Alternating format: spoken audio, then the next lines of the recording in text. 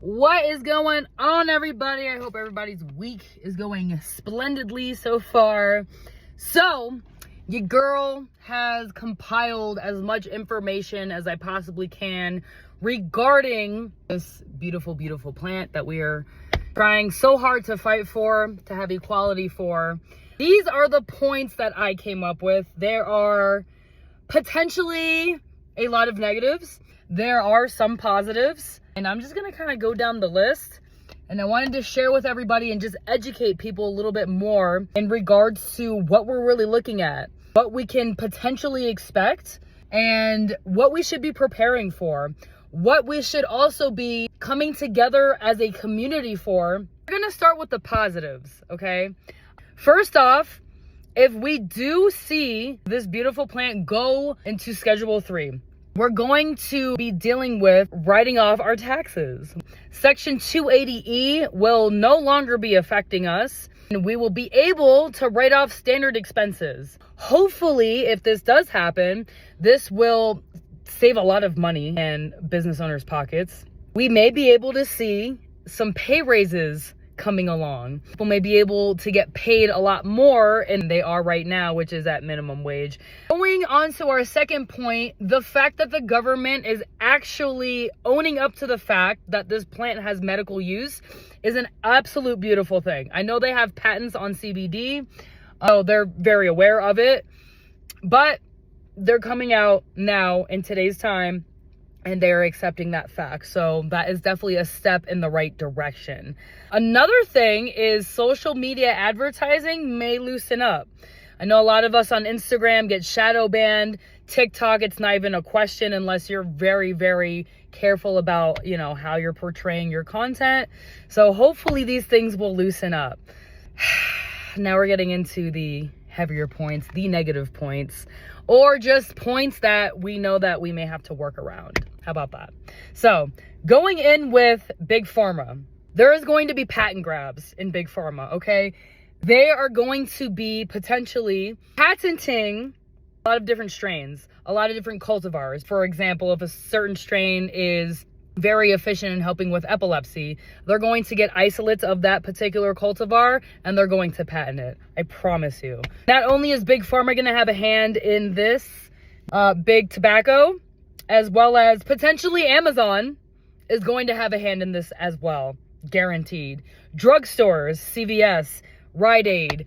Apparently, these companies aren't doing very well, and they're going to be looking for a new star product to be able to push. Prices will also potentially change on the product based on your insurance.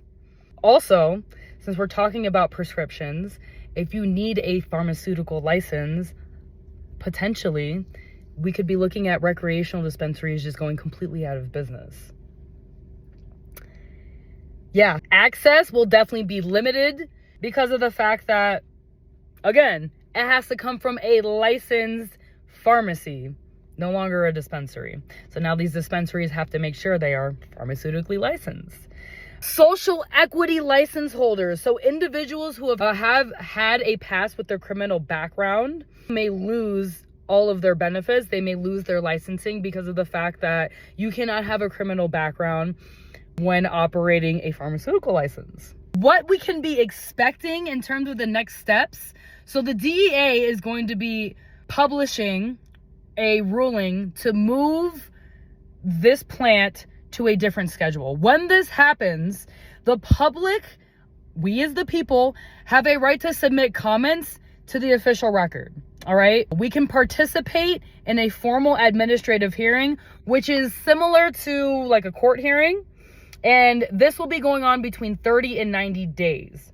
When this administrative hearing happens, they're going to be going up for a debate. There's going to be people who are going to be arguing why it should stay Schedule 1. There's also going to be people who are going to be arguing why it should be moved to a Schedule 3.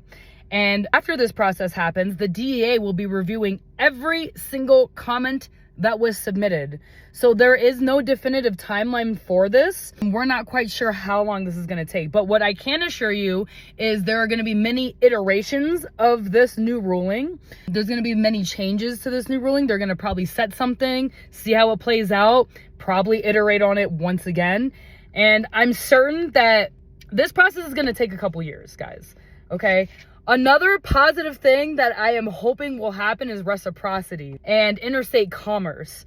We'll be able to potentially open up sale between state lines, and hopefully individuals who have their medical license may be able to carry their cannabis with them if they're flying in a plane, as long as you have your license and you're crossing state lines within the country. Maybe that's something we can look forward to. But until then, we have to stay vigilant as a community and as a people who want to see change in this plant for the better, and not in a way that is going to just help Big Pharma and fill their pockets. This is just very, very important for all of us as a community to stay on top of. I do have a link in my bio, you guys, to sign a petition to deschedule this plant completely, as opposed to looking at rescheduling, because that's really and truly what we want. The fact that it is up for rescheduling is awesome. It is a step in the right direction. Kind of, I think. You know, I have mixed feelings about it, because if the government already has a patent on CBD, they're very aware of the healing and medical properties of this plant. So is it really a step in the right direction? Are they just telling us what we want to hear? Are they just giving us a little carrot? You know what I'm saying? Are they giving us a little cookie just to please us for a little bit? I don't know. It seems like it. But what we can do is come together as a people. What we can do is fight in numbers, okay? And what we need to do is make sure that we're heard. So making sure that we sign this petition and making sure that this industry is going to remain intact in the morals and the foundations that we wanted to set in place for it in the very beginning, right? All the points that I discussed, again, these are all potential situations. For all I know, nothing will change in this industry. If it does get rescheduled to a Schedule 3, there is a possibility that nothing will change. And medical dispensaries and recreational dispensaries will continue to operate as usual. Maybe the only thing that will change is they have to follow GMP and things of that nature, you know? So there's a lot of things, a lot of changes, a lot of question marks, a lot of what ifs. And only time will tell, guys. But I will be here informing myself so I can continue to inform y'all. So we can just try to make whatever steps that we can together as a community to see the change that we really want. That's it, y'all. So have a good day, man. Peace.